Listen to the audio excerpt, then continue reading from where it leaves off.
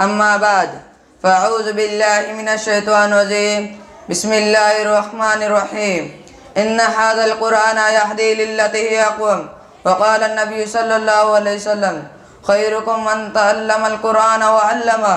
وہ معزز تھے زمانے میں مسلمان ہو کر، وہ معزز تھے زمانے میں مسلمان ہو کر، تم خار ہوئے تارک قرآن ہو کر. صدر محترم، اساتذہ کرام، میرے ہمدرد ساتھیوں، السلام علیکم ورحمۃ اللہ وبرکاتہ. قرآن کریم اللہ تعالیٰ کی آخری کتاب ہے. یہ کتاب ہدایت ہے، انسانوں کو سیدھا راستہ دکھانے والی کتاب ہے. قرآن کریم شرح پر نور ہے، قرآن کریم روشنی ہے، قرآن کریم دلوں کا سکون کا ذریعہ ہے. شامعین کرام، قرآن کریم کا دیکھنا بھی بات ہے، اس کا پڑھنا بھی بات ہے، اس کا چھونا بھی بات ہے، اس کا پڑھانا عظیم بات ہے.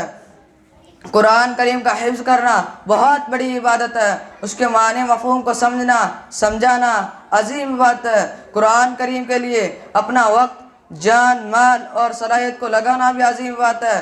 عزیز ساتھیوں، ارشاد فرمایا مدنی کریم نبی کریم صلی اللہ علیہ وسلم نے کہ کچھ لوگ اللہ والے ہوتے ہیں، اللہ کے خاص لوگ ہوتے ہیں. صحابہ کرام نے پوچھا یا رسول اللہ صلی اللہ علیہ وسلم وہ کون ہے؟ آپ صلی اللہ علیہ وسلم نے ارشاد فرمایا ہم اصحاب القرآن، وہ قرآن والے لوگ ہیں جو دن رات قرآن کریم پڑھتے ہیں، پڑھاتے ہیں، سمجھتے ہیں، سمجھاتے ہیں. قرآن کریم کے اشاعت کے لیے اپنا وقت، جان، مال اور صلاحیت کو خرچ کرتے ہیں. اللہ تعالی ہم سب کو قرآن کریم کی خدمت کے لیے قبول فرمائے، آمین. ہر لفظ کو سینے میں بسا لیں تو بنے بات، ہر لفظ کو سینے میں بسا لیں تو بنے بات. تاکوں میں سجانے کو یہ قرآن نہیں ہے. وما علینا الا البلاغ.